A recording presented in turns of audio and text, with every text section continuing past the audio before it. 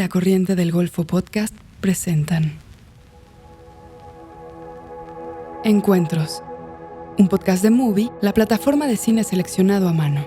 Creo que hay algo del estilo particular de la película que quiero hacer, que ya está, que aparece un poco en la escritura, en el tipo el ritmo de diálogo, en la duración de las escenas que se están escribiendo, en la estructura. Las voces más destacadas de Latinoamérica y España se reúnen para compartir y explorar el cine que nos gusta ver. Yo siento que efectivamente la identidad visual y sonora y estructural de la película nace y la ves nacer en las distintas borradores del guión. Y eso es muy bello.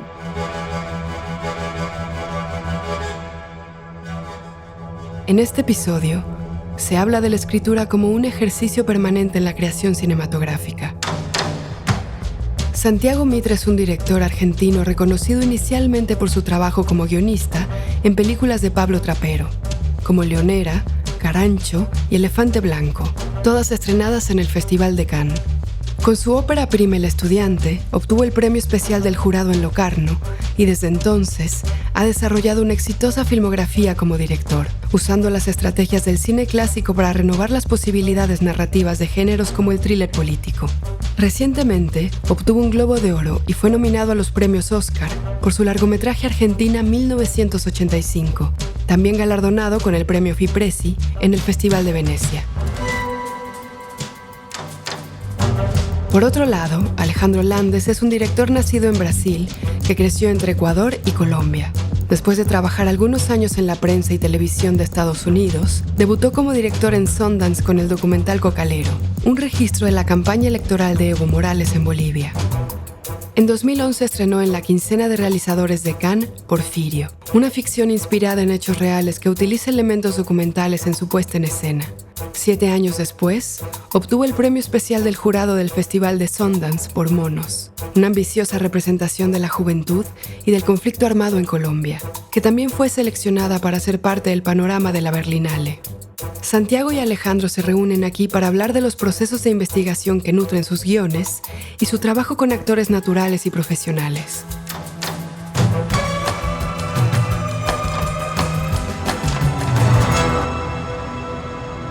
Oye, Santi, ¿Qué haces, Ale? Tanto tiempo. tanto tiempo. Quería mucho buscarte, llamarte, pero me aguanté las ganas para llegar a este momento y entregarlo todo. Bueno, aquí estoy en el podcast de La Corriente del Golfo, Movie, para hablar con Alejandro Landes. ¿De dónde Bueno, ya te lo voy a hacer esa pregunta, que ya la hablamos. ¿Cineasta colombiano? ¿Cineasta de dónde? Sudaca, cineasta Sudaca. Sudaca. Santi, tienes que arrancar tú, que escribes mejores diálogos que yo. Así que dale. ¿Cuándo nos vimos por última vez? En Buenos Aires, ¿no? En Buenos Aires, justamente. Exacto, en el Bafisi. Sí. Un rato largo. En el Bafisi presentando... Sí. Sí, demasiado tiempo. Sí. ¿Cómo estás? Bien, muy bien. ¿Sí? Muy bien. Sí, tranquilo. Disfrutando de no filmar. Qué bueno. Y de escribir y tener una vida de persona normal por un tiempo. Ya me va a picar de vuelta la necesidad de volver a filmar, pero por ahora estoy bien. Estoy escribiendo nada más y incluso escribiendo con tranquilidad, como para ver cuándo me sale, digamos. ¿Vos qué? ¿Estás en Los Ángeles? Sí, estoy en Los Ángeles. Voy acá. Llegué en la pandemia. Ajá. Así que impulsando un par de proyectos y ya yo más bien me pica y ya me estoy volviendo yo más neurótico que tú, creo, porque estoy con ganas de filmar, persiguiendo esos proyectos extraños y duros de levantar que me gustan.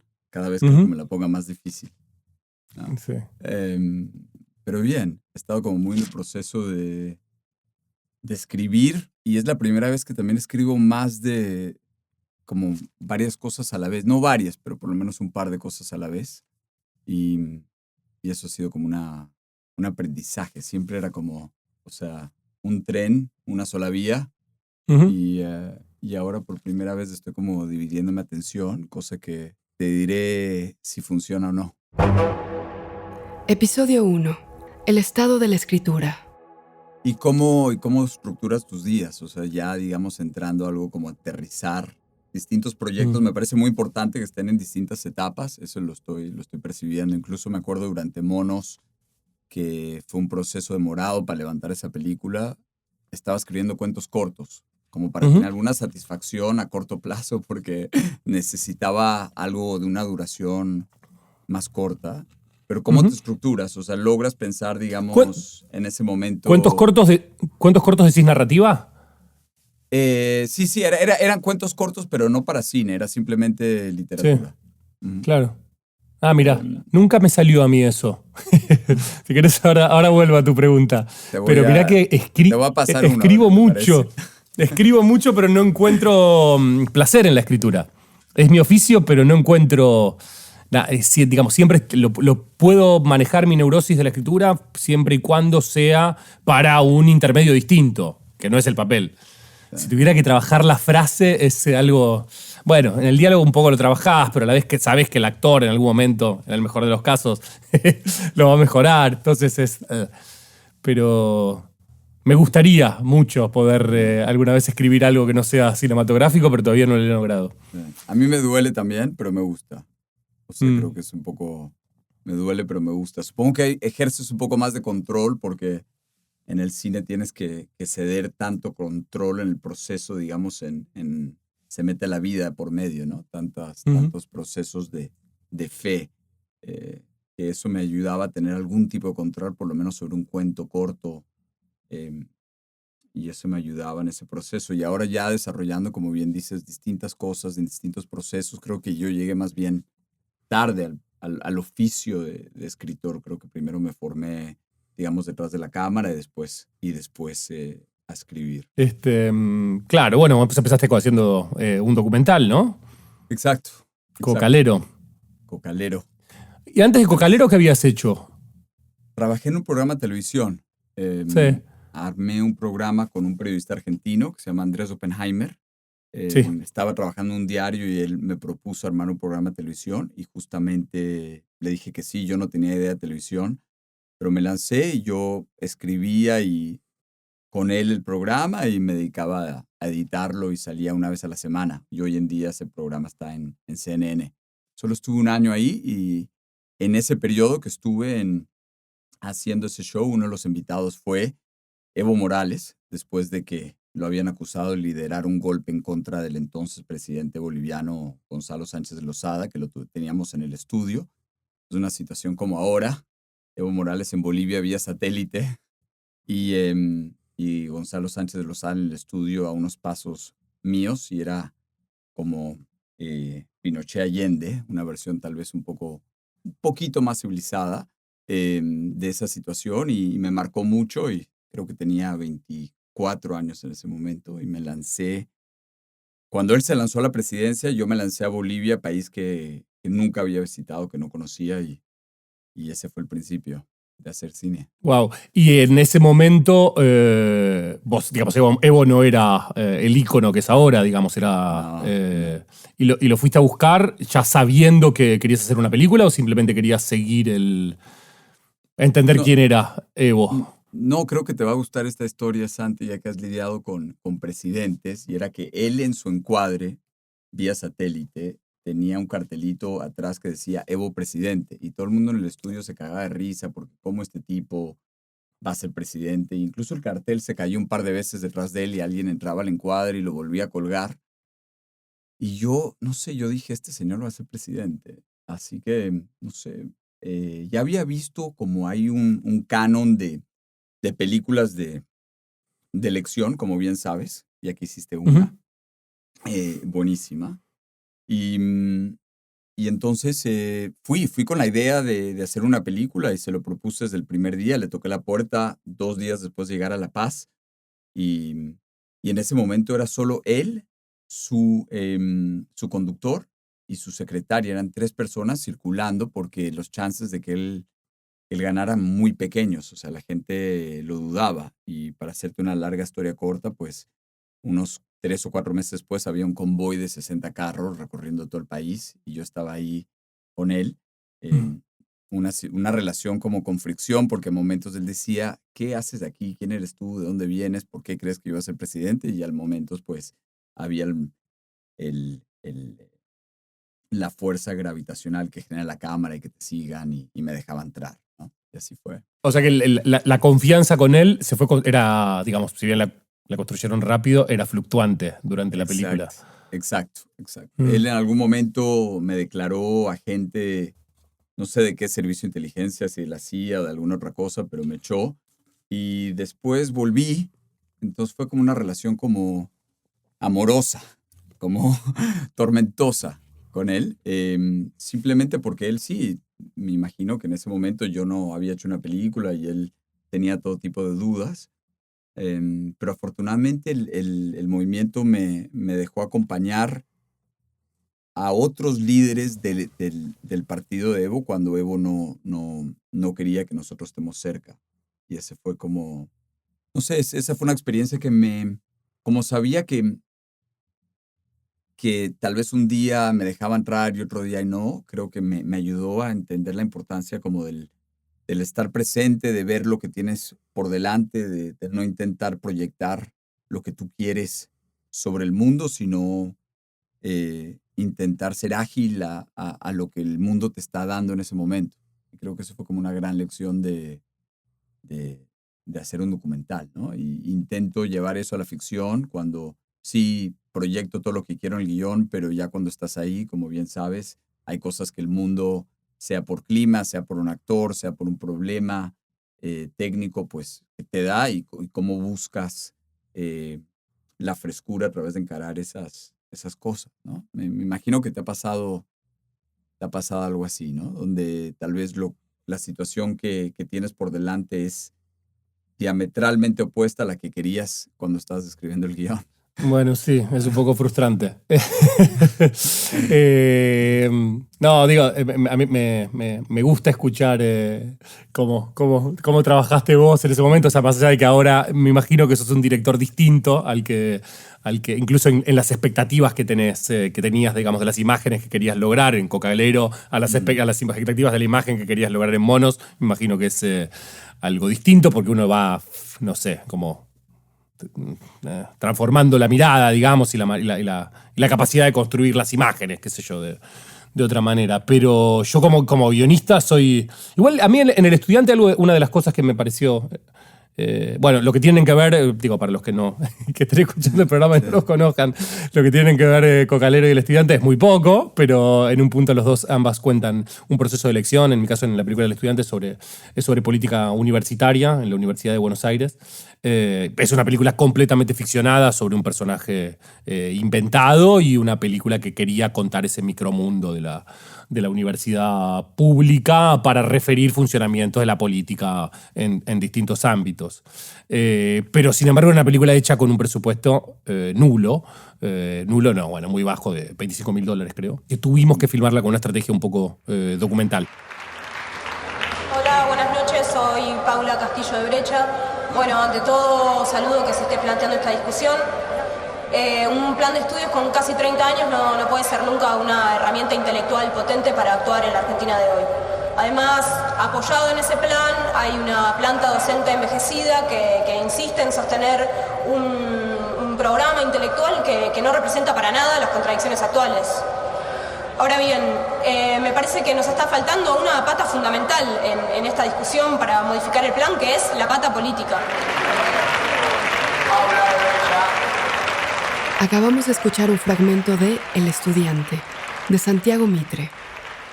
Impresionante que has logrado eso con ese presupuesto y hay mucha energía, hay una energía muy especial en esa película. Creo que hay algo que bueno, eso, digo, había una hibridación entre lo documental y la ficción en ese caso. Nosotros íbamos con un actor que tenía que hacer una escena de ficción o con varios actores que teníamos que hacer una escena de ficción, pero muchas veces nos mezclábamos el entorno en el que estaba sucediendo realmente las cosas. Así que esa mezcla entre una ficción dura, porque estaba completamente guionada, con un entorno documental le da una cosa como muy particular, digo, y ahora yo hago películas en donde todo tiene que estar mucho mejor previsto y tiene que, bueno, trabaja más gente y hay que planificar bien y eso. Y digo, es como, uno extraña también esa especie de libertad que te da, que yo extraño un poco esa libertad que me daba, digo, de cambiar por completo el plan. Digamos, si había algo que estaba sucediendo en otro lado, bueno, esto que estaba previsto lo modificábamos. Ahora, si bien es cierto que uno siempre espera que suceda algo diferente o se encuentra frente a un determinado problema que tiene que resolver con una reformulación de la escena y todo, bueno, hay que tratar de que, digo, yo trabajo mucho en la escritura, trabajo mucho en los ensayos, trabajo mucho en la preparación como para intentar que en la filmación solo me desvíen los problemas, digamos, que obviamente suceden y a veces suceden de manera para mejorar las cosas, ¿no? Sí. Pero Sí, eso me pasó, sentí tal cual esa sensación en Monos porque me estaba enfrentando a una situación completamente guionada y alegórica, pero en una condición donde estás en un páramo a 5.000 metros de altura o en un cañón selvático y estás con actores, no actores, colombianos, actores de Hollywood, tienes animales, helicópteros, agua, eh, como efectos especiales y todo eso en una situación que no podías controlar porque era imposible en la montaña controlar el clima, por ejemplo. Entonces eso era una situación que no sé, creo que o sea, me dolía muchísimo, pero me enseñó mucho porque te enseña como a aprovechar lo que hay. Pero no puedes hacerlo sin toda esa preparación previa. O sea, todo había estaba todo obviamente dialogado, escrito, todo dibujado y después llegas a alguna presentación y el público te dice, oye, ¿y esto fue todo improvisado? ¿No? Esto, y por un lado te da rabia porque dices, bueno, preparé todo esto y alguien cree que es un trabajo de improvisación, pero por otro lado es una energía que nunca quieres perder, la energía que parezca que hay algo ahí que sucede completamente natural y tú simplemente estás ahí para captarlo, ¿no? Sí. Entonces creo que es como esa danza que a medida que pasan los años me gustaría poder afinar y mantener. Sí. Te vuelvo a Porfirio, que Sí, nos la salteamos y así hacemos un sí, poco un recorrido película a película claro. de todo. Porque digo, Porfirio es una película de ficción, pero hay mucho también en el origen bueno, qué sé yo, sí, de hablar sobre diferencia entre documental y ficción es aburrido, pero no Sí, importa, había algo. El protagonista de la película es el mismo protagonista del hecho en el cual vos basaste el guión. exacto. ¿Cómo la pensaste esa película? ¿Siempre la pensaste como una película de ficción? ¿O hubo un momento en el que era otra? Es maravillosa, me encanta esa película, creo que ahí nos conocimos, ¿no? Girando Exacto, juntos con yo presentando al estudiante y vos Porfirio. Sí. exactamente, ahí fue, Ujú. ahí fue. Y la pasamos bueno, ¿no? Nos divertimos. Sí. Eso lo Em, contamos después del. sí, Porfirio, o sea, a mí lo que me gustó de Porfirio fue como un artículo de prensa que le dio la vuelta al mundo, ¿no? Un hombre en silla de ruedas esconde 2 granadas en su pañal y secuestra un avión rumbo a la capital, a Bogotá, para hablar con el presidente. Y me pareció que había algo como muy del mundo de macondiano, como del coronel no tiene quien le escriba. Había algo ahí que me llamó mucho la atención y siempre quería mantener la ficción. Incluso hice casting con actores, probé varios. em, y para poder informar el casting, observé muchísimo al protagonista de los hechos, que en ese momento estaba en casa por cárcel, que es Porfirio. Y finalmente llegué a la idea, no, tiene que ser Porfirio y más bien todo lo demás lo construye alrededor de él. Entonces, él es él, pero su casa no es su casa, su novia no es su novia, el hijo no es el hijo que llevó al avión, el amigo no es su amigo. Entonces, muy parecido a lo que me cuentas del estudiante, pues había un entorno real, digamos, porque es la ciudad de Florencia, en Colombia, y hay un protagonista real, pero lo demás es completamente ficcionado. Entonces, yo creo que generar una especie de hiperrealismo, lo que estaba buscando ahí, donde el entorno, digamos, se contrasta con cómo fue la puesta en escena, que era algo muy distinto a lo que había en Cocalero, ¿no? Y después muy Ujú. distinto a Monos, como que es algo importante para mí aprender, descubrir y buscar como una identidad visual en las películas, ¿no? como su propia identidad, más que un estilo tuyo. No sé, ¿cómo, Santi, abordas tú eso en separar, digamos, qué le gusta a Santiago Mitre y qué es de esta película? O sea, ¿cuál es la huella dactilar de esta película? Más allá que tú la vayas a dirigir y crear, más bien, ¿cómo creas como el lenguaje, sea sonoro, visual, la huella dactilar de ese proyecto? Es una muy buena pregunta y muy difícil, porque no, viste, es algo que no, digamos, en principio como que además surge en el proceso de escritura. Creo que hay algo del estilo particular de la película que quiero hacer, o que tengo, que ya está, que aparece un poco en la escritura, en el tipo en el ritmo de diálogo, en la duración de las escenas que se están escribiendo, en la estructura. Luego cuando la voy transformando en imagen. Digo, y hay algo que a mí me sirve mucho, que todavía conservo desde la época del estudiante, que es trabajar la ficción en paralelo a un proceso que, no sé si llamarlo documental, pero sí un proceso de documentación fuerte.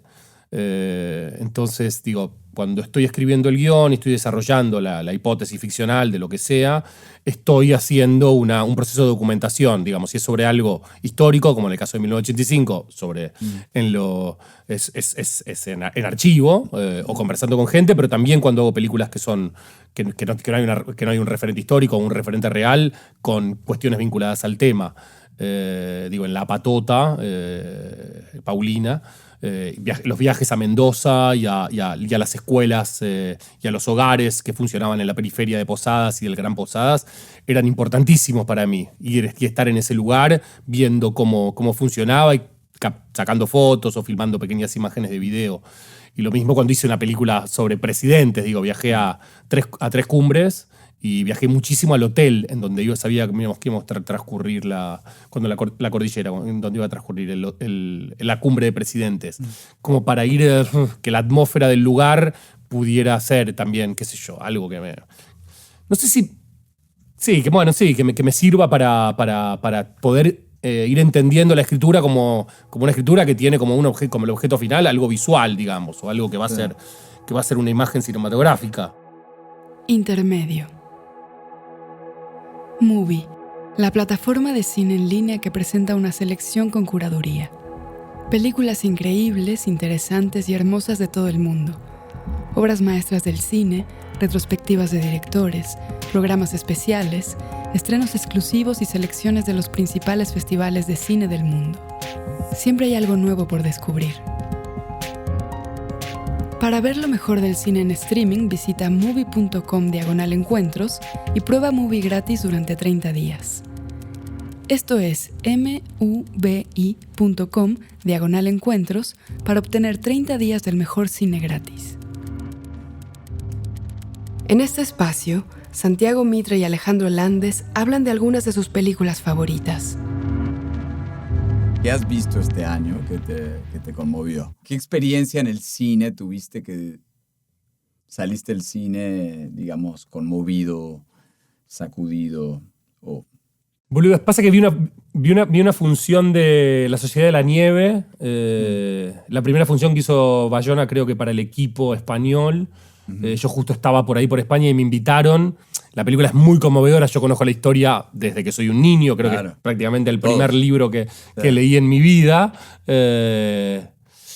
Y verla ahí, esa película tan emocionante, sobre ese tema tan emocionante, hecha con ese nivel de impacto con el equipo, fue wow. Me quedé con muy, muy, muy conmovido. Porque después creo que las otras películas de este año que me impresionaron no las vi en el cine. Que son Anatomía de una caída y The Zone of Interest. No, y también Poor Things. Me gustó mucho. Bueno, en fin. Contame vos. Vi esta película italiana, Ocho montañas. Ajá. ¿La viste? No. Me pareció un viaje hermoso. La vi con mi hermano en cine, volví luego a verla y me pareció como algo muy sensible, épico, y es muy raro que exista ese grado de sensibilidad en una relación entre dos amigos, dos hombres a lo largo del tiempo, ¿no? Cuando lo ves es tal vez como Wong Kar-wai en Happy Together, pero una relación amorosa, ¿no? Aquí hay un amor entre hermanos y es una película que me tocó muchísimo y sin embargo em, no creo que debería haber hecho un poco más de ruido. Así que estoy aquí haciéndole ruido, que me pareció bellísima. Ya el ruido me llegó a mí, la voy a ver. No, Sí, no la tenía. y también ¿Tenés alguna película igual, digamos, de esas como que te dijo, bueno, esta película es la que me hizo estudiar cine o la que me hizo interesarme en el cine? Algo. sí, ¿Tenés identificado eso o es un...? es una buena... te digo, yo no estudié cine. Bueno, pero sí sos pero- en un momento te habrás dado cuenta que te interesaste en el cine como lenguaje. Sí, tal cual. Creo que lo que Mm. pasó es que mi papá era muy estricto con dos cosas, pero violentamente estricto. Y era como los modales en la mesa y no televisión. No había televisión en la casa. Había el aparato para ver películas, pero no había televisión. Entonces, pues, veía sus películas una y otra vez, porque es lo que había para ver. Y creo que las películas que me marcaron así muchísimo, porque las vi tanto, las quemé, que empecé a ver dónde estaban las costuras, cómo se habían hecho. Una era la alemana Das Boot, Buenísimo. que es Sí. increíble, ¿no? Y la veía una y otra Wolfgang vez. y, Petersen. exactamente. Impresionante. Y la vi en el cine Tarantino acá en 70 milímetros hace poco, el corte director 3 horas y media. Impresionante, la verdad. Es increíble esa Y película. cuando vos la veías de niño era VHS. Exacto. Creo que luego en algún momento, creo que mi papá en algún momento tuvo como un Laserdisc, alguna cosa así, un formato que existió creo que 6 meses y se fue. Pero sí, VHS. Y teníamos también el VHS de Lawrence of Arabia. Y eso era un épico importante. Y me acuerdo mucho los cortes, me acuerdo ese corte como del fósforo en su mano al desierto, ¿no? Ese tipo de conexiones, que él prende el fósforo y justamente corta y está en el desierto. Omar Sharif y Eli. No sé, creo que ahí me emocioné la idea, creo que desde ahí me imagino se me quedó el gusto de locaciones reales, cosas reales. No sé, como que algo ahí épico, medio un circo y un desorden supongo que me llama. Entonces eran 2 películas que teníamos en la casa. Y la otra que vi varias veces, que era su otra película que él tenía y él también la repetía mucho, era el Doctor Zhivago. Entonces eran 3 que vi mucho, digamos, en casa. Bueno. Eso eran como las épicas que me marcaron. Buen gusto tu padre tenía.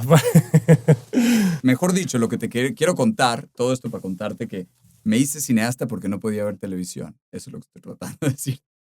¿Para ti? ¿Cuál fue? ¿Cómo fue? No, yo no tengo. Creo que yo tuve ganas de hacer cine antes que entender la historia del cine, digamos.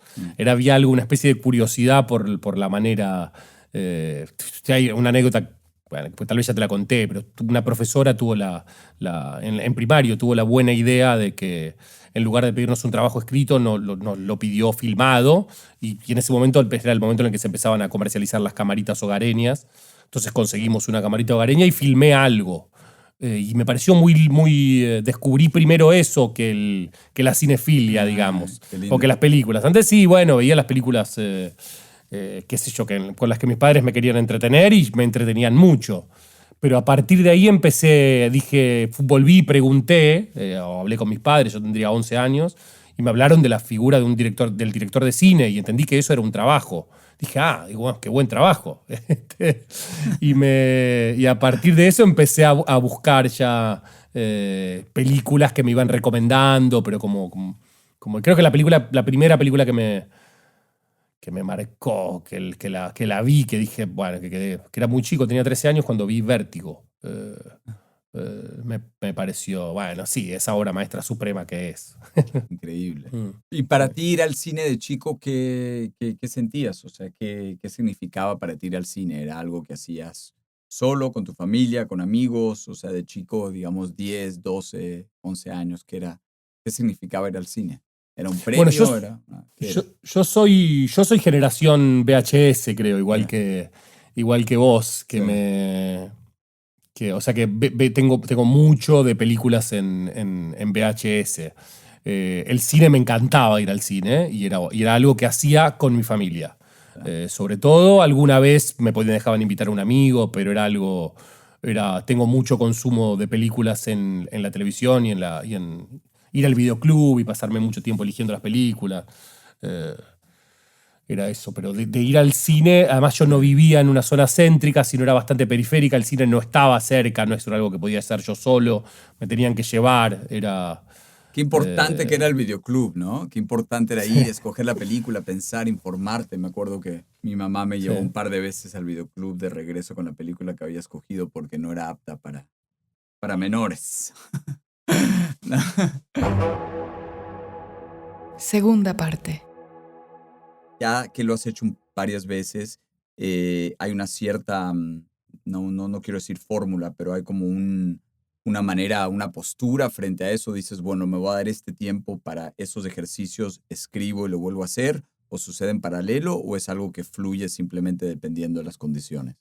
O sea, ¿cómo separas esos procesos? Es un sistema, y un sistema que intento hacer, no siempre se puede hacer de la misma manera, pero si tuviera que decidir cuál es la mejor manera de abordar un proceso, diría que sí, que es yo tengo una idea, escribo algo en un cuaderno, digamos, o de la manera que sea, o simplemente lo tengo en la cabeza, y en el mismo momento en el que decido empezar a escribir el guión, empiezo a hacer ese trabajo de documentación, diría, no, para no llamarlo documental. O sea que trato de hacerlo al mismo tiempo. De por lo menos viajar a los lugares o empezar a estar en contacto con los lugares, las personas y las cosas que van a ser el material sobre el cual voy a tener que escribir. En el mejor de los casos hay que hacerlo, es mejor hacerlo durante la escritura del guión, digamos.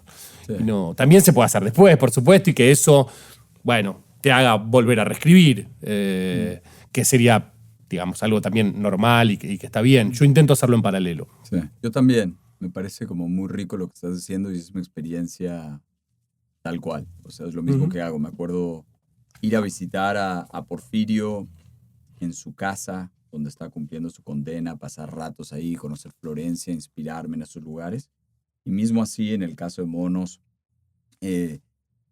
a buscar distintos montañas, cañones selváticos, también pasar tiempos con chicos que habían dejado los grupos armados colombianos, sea del lado de los paramilitares o la guerrilla, pasar tiempo con ellos. Habían talleres de desmovilizados, de teatro y demás, así que justamente eso fue fotos y lo que es interesante es que también en ese momento no te das cuenta que va a ser importante, ¿no? En ese momento simplemente estás absorbiendo y luego hay como una foto, un detalle, un gesto, tal vez un diálogo que luego se vuelve súper importante, ¿no? Como que eso me parece muy rico de ir y estar presente porque no sabes lo que se viene y no sabes qué va a ser importante, estás ahí como una esponja y luego eso, no sé, se manifiesta de alguna manera inesperada. Me parece como muy, muy rico del proceso cinematográfico eso. Sí, yo les digo, en Porfirio y en Monos, siendo películas muy distintas, me doy cuenta de cómo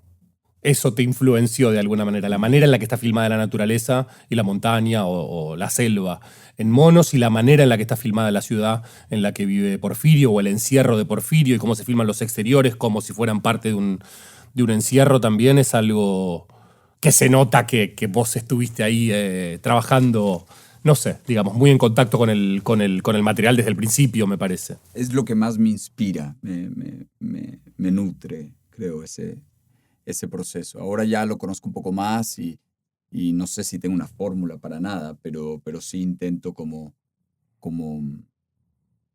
ir. Sin embargo, me parece muy rico haber escrito algo de antemano antes de llegar a los hechos. Ahora, por lo general, intento, aunque sea alguna especie de tratamiento, algo tal vez un poco más libre, llegar y ahí enfrentarme con los hechos. Estoy trabajando una historia con unos escritores, un mexicano y un chileno ahora, una historia real que sucede en una ciudad cerca de la frontera, una ciudad mexicana cerca de la frontera de Estados Unidos, y justamente ir a este pueblo que se llama San Fernando fue muy rico, ir, ver, sentir, ahí como que despertó todo para mí y esa visita sigue digamos, pagando dividendos de alguna manera. Viste que escribo siempre con Mariano Ginás, que es un director también muy bueno, Sí. y además de un escritor muy bueno. Y nosotros nos conocimos Él era el primer año de profesor en la universidad y mi primer año como estudiante. O sea que tenemos 6 años de diferencia nada más. Y él con otro profesor a quien quiero mucho y que falleció hace poco, que se llama Rafael Filippelli, hicieron un taller que se llamaba Lo documental como forma de guión, que era un taller muy, muy simple y un poco como para subvertir un poco algunas ideas que había en ese momento dentro de la escuela de cine que estábamos nosotros. Y era un taller de guión en el que no se podía escribir. Solo se podían presentar materiales filmados o fotográficos o lo que fuera, digamos. Uno tenía que tratar de construir la idea que tuviera, que había llevado al taller, con el material que sea. Y estaba bueno como problema. Evidentemente, después el taller no pretendía que uno logre efectivamente escribir un guión, pero sí como pensar que el guión no se escribe simplemente con el teclado del coso, con las ideas o con el manual de Sid Field. Sino que hay que tener un contacto hay que entender que uno siempre tiene que estar en contacto con una futura imagen o con una imagen que es lo que va a construir la película. Yo hago películas muy completamente de ficción comparado con las que haces vos, en donde me parece que trabajás, no sé, con un referente real mucho más cercano. La última es un poco menos la mía, pero las otras son de ficción. Pero sin embargo eso me parece como seguir fundamental para mí seguir respetándolo. Siento que hay algo como muy fuerte en la estructura de tus películas, ¿no? Y quería preguntarte qué tanto es algo que abordas, es algo que te sale, digamos, de una forma más natural, es una ingeniería que tú trabajas, digamos, con tarjetitas en la pared, es algo que crees que terminas de encontrar en qué etapa, porque hay algo que siempre siento que en todos los trabajos que conozco tuyos hay algo estructuralmente muy contundente, ¿no? Como muy, muy, muy fuerte. Y me acuerdo haber hablado contigo en su momento que estuvimos hablando de ideas. Y todavía me acuerdo de la idea que hablamos. Un día la podemos retomar. Deberíamos. Sí. Deberíamos. Y me acuerdo lo que me hablabas como de tu proceso estructural, cuando pensabas en ciertos, digamos, arquetipos estructurales que servían nada más como un punto de partida, pero te ayudaban, digamos, como un trampolín para arrancar a escribir. ¿Sigues trabajando de esa manera o partes más como hay veces de una sensación, un diálogo, un personaje, o sigues siendo ante todo como una... O sea, ¿cómo logras esa contundencia estructural? Es mi pregunta. Bueno, te agradezco porque es un elogio. No sé si sé cómo explicarlo, qué sé yo, o cómo explicarlo. No sé si es así y si lo puedo explicar, pero en principio tengo un gusto por cierta narrativa clásica, por decirlo de alguna manera, digamos. Así como hay muchos directores, guionistas, digamos, que les gusta trabajar, con formas de subversión de la narrativa clásica o con una estructuración menos cercano a eso, para que se puede entender como clásico, que para mí es el cine de Hollywood de los 50, supongamos.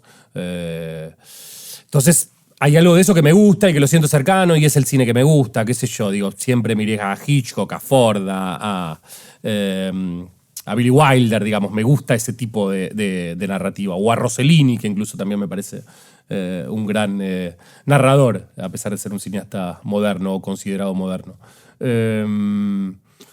Después, la manera de trabajo muchísimo la escaleta. En general no escribo tratamientos, salvo que sea por algún motivo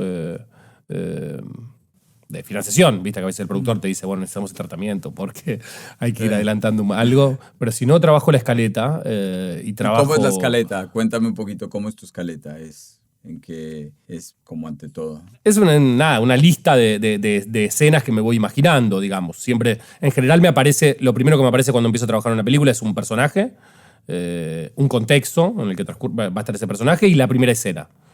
Entonces empiezo una escaleta que escribo yo no necesariamente es la que va a decir, supongamos en La Patota, Paulina y su padre están en una oficina y paso. Si tengo alguna idea de algún diálogo, también la voy agregando. en esa escaleta. Entonces, pero no lo hago, es un texto muy largo que bueno, pero que ya va armando la estructura, digamos. Y si no sé cómo sigue, bueno, me voy salteando y voy trabajando la escaleta para llegar hacia la estructura general de la película. Y luego voy llenando los huequitos. Me doy cuenta cuál es el punto de giro, dónde va el segundo acto, y ahí voy desarrollando. Pero igual es... ¿Y en la escaleta algo de que diálogos escribes algún diálogo que se te ocurra, Sí. algún detalle, algo que dicen? Sí. Sí. Ok. O sea, tiene... Claro, es una especie de mezcla de escaleta con tratamiento porque incluyo momentos de diálogo que son fundamentales para la escena. Pero digo, el estudiante no la escribía así. El estudiante íbamos por etapas escribiéndola. Por etapas de guión, no por etapas de rodaje. Cuando llegamos al rodaje estaba todo. La Patota creo que así teníamos toda la escaleta. 1985... llegamos hasta un momento en el que luego no sabíamos... Leí el guión de La Patota, me acuerdo que lo leí, me lo mandaste. ¿Sí? Te mandé unos apuntos, sí, me acuerdo. Me acuerdo, sí. Así Pero que no era escaleta, ya era guión. Cuando me lo compartiste era guión, me acuerdo ya, sólido. Pero en 1985, en un momento nos trabamos y no sabíamos cómo seguía la película y decidimos empezar a escribirla y escribimos hasta lo que teníamos de la escaleta, a ver qué pasaba con la escritura, y la propia escritura nos fue indicando cuál era, por qué estábamos trabados, digamos, la solución del problema. O sea que, digamos, hay una estrategia o un sistema que creo que va a funcionar, pero bueno, como cuando estás filmando, a veces no funciona y hay que pensar otro. O sea, la moraleja de la historia es no parar, continuar y no parar, ¿no? Continuar y no parar, sí. No, y no tratar de escribir bien. Eso cuando yo hago charlas con gente, viste, que no escribe, en fin, viste, que a veces la escritura puede parecer intimidante. Nunca hay que sentarse a escribir una gran escena. Hay que sentarse a escribir. E incluso si estás en un día con mal ánimo, sentate a escribir mal, pero escribí.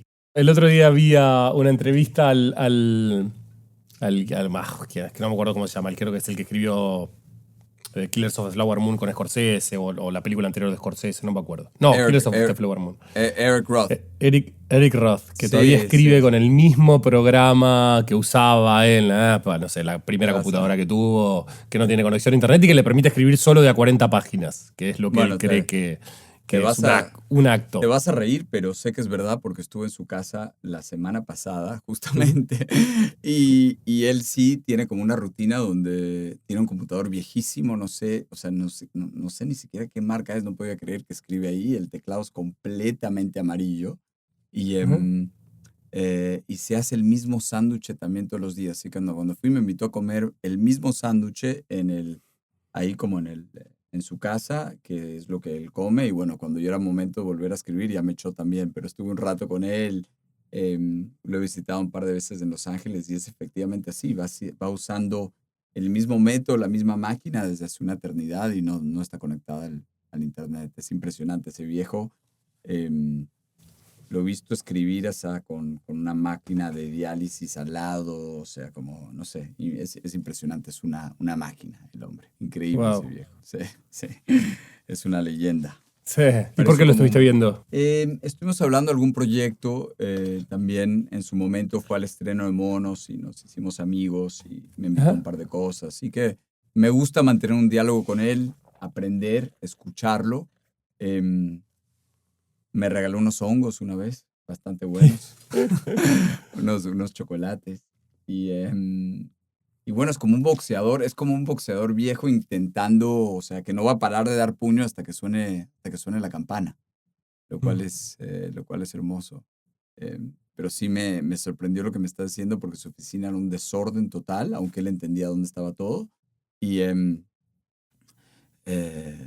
Y sí, era un computador así como un tiranosaurio, algún dinosaurio era ese aparato. Wow, sí. Sí. No, lo vi, creo que había no sé dónde circulaba algún video de él contando su sistema y me pareció admirable, pero sí, qué sé yo, creo que cada uno tiene que encontrar en el fondo Es su sistema. No por copiar el sándwich y escribir en el programa de Eric Roth, vas a escribir como Eric Roth. Yo, digamos, creo que lo único que encontré como forma es no ser demasiado exigente conmigo mismo cuando estoy escribiendo, digamos. Si tengo que escribir y no puedo escribir, está bien. Si tengo que escribir y escribir mal, no pasa nada. Ya va a haber tiempo para corregir. Digamos, pero lo importante es siempre, como mantenerse en estado de escritura, por decirlo. Eso. Y estar en estado de escritura a veces es no escribir porque, no sé, estás con algún problema en tu cuerpo o tu cabeza simplemente no puede ordenar las ideas. Pero eso también es parte del proceso de escribir, porque eso que no escribiste, por ahí el otro día escribís el doble. Y estar en una especie de. Pero bueno, esto ya parece una charla de guionistas, hermano. Nosotros acá. No, pero para mí es como. La razón que estamos hablando de esto es que creo que por lo menos en el cine que aspiro a hacer, el que me gusta, es como inseparable la puesta en escena al guión. O sea, lo que estabas hablando antes de encontrar la identidad. Yo siento que efectivamente la identidad visual y sonora y estructural de la película nace y la ves nacer en las distintas borradores del guión. Y eso es muy bello, porque si no el guión se vuelve como, una historia que vas a ilustrar. Y si hay eso, pues es muy difícil que sea una puesta en escena singular. Y a mí lo que me gusta es pensar que cómo se hace la película y cómo se escribe la película es inseparable. Es uno y uno mismo. Entonces eso es lo que genera esta especie de huella dactilar, que es mucho más importante que el estilo impuesto por un director o otro. Me parece que es muy distinta la idea de estilo que la idea de identidad de puesta y sonora y visual del proyecto, ¿no? ¿Vos, Porfirio, la escribiste solo o trabajabas con alguien? Porfirio, comencé con dos guionistas, Mateo y Ezequiel, argentinos, y después continué solo. Entonces fue un proceso que al principio fueron conmigo a Florencia, me acompañaron en los viajes y después seguí. Y en el caso de Monos, fue con un gran amigo y colega que quiero mucho, Alexis Dos Santos, que es un gran director también. Entonces yo le había contado la idea, al igual que tú y yo conversamos ideas, en algún festival le conté a Alexis y me escribió un par de veces y me dijo, oye, me quedé colgado con esa idea y justamente lo escribimos juntos. Era una realidad muy distinta a la de él, Colombia y esta guerra civil, pero de ahí partió, él me venía, me visitaba y comenzamos a escribir. Entonces fueron como dos colaboraciones muy distintas en esos casos. You must answer one more. Wait, no, I have a question. Listen carefully. Who is the greatest hero of all time? Superman, Spider-Man, or Batman?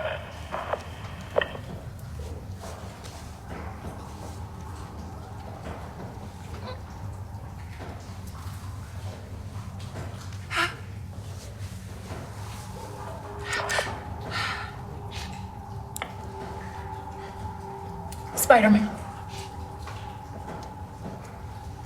Spider-Man is the greatest. Acabamos de escuchar un fragmento de Monos, de Alejandro Landes. Yo creo que el personaje, por lo menos mi experiencia en la vida, es que la gente habla con lo que hace, ¿no? Creo que quién eres tú es una construcción de tus hechos, de tus acciones a lo largo del tiempo, ¿no? Creo que eso, hay veces es cierto que las palabras vienen y van, hay veces la vida te hace comerte las palabras, o incluso arrepentirte, y eso está bien, y eso es parte de la dramaturgia y también el misterio de la vida, pero creo que a mí sí me interesa mucho en el cine que el personaje hable con sus acciones.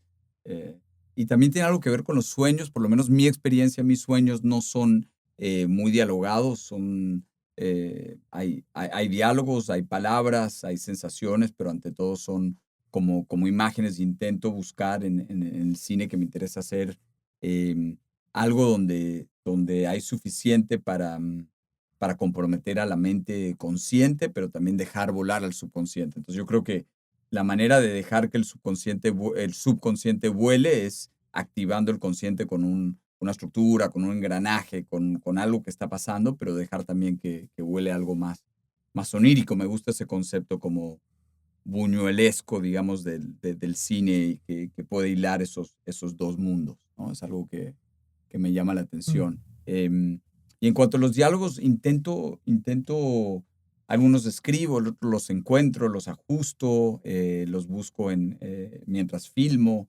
O sea, creo que lo que es importante para mí es que el diálogo, por lo general, es un proceso, digamos, fluido. Me parece importante lo que dicen los personajes, pero nunca más importante de lo que hacen, ¿no? Creo que es importante que vayan o se contrapongan de una forma interesante o que vayan de la mano. Así es como que lo abordo y creo que sí, en el proceso de montaje he tenido como un cierto decantar de escenas, imágenes y también diálogo, como que sí, por lo menos en la puesta de monos, sí era llegar a alguna esencia, algo elemental, algo primal, ¿no? Hay algo como muy, digamos, animal en llegar a eso. Entonces, y no era por prescindir del diálogo, ni mucho menos, sino que creo que en cuestión, en todos los aspectos de la película, el diseño sonoro, la música, las imágenes, los planos, la historia, era cómo llegar a algo decantado, ¿no?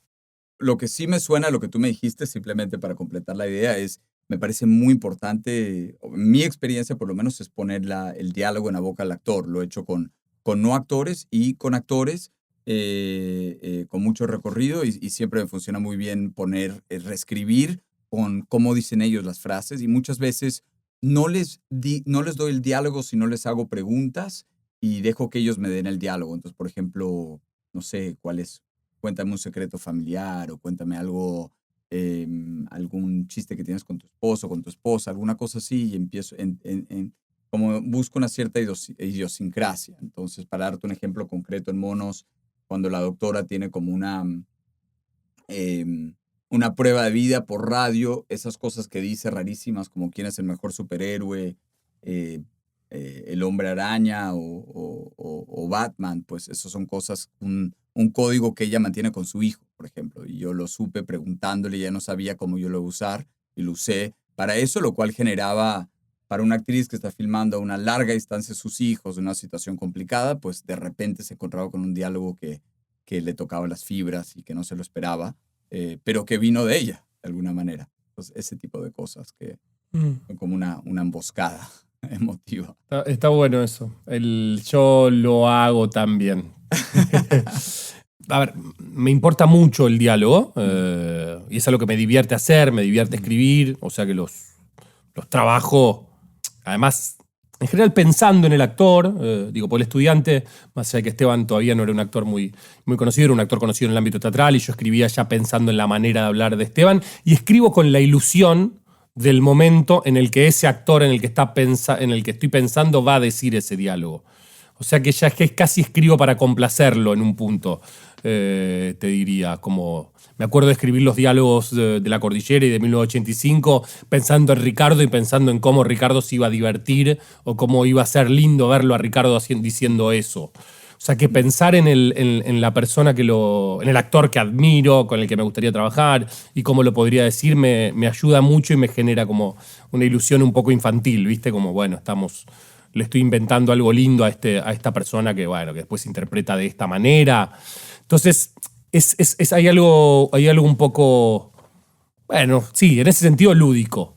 Después también, bueno, por supuesto mis películas mis películas no son comedias, así que hay veces en donde trabajo, qué sé yo. Es divertido de escribirlo, pero bueno, estoy pensando en otras cosas. Pero los hago partícipes muy rápido también, cuando puedo. En la Cordillera y en 1985 y en Pequeña Flor, que es la película que hice en Francia, los actores entraron.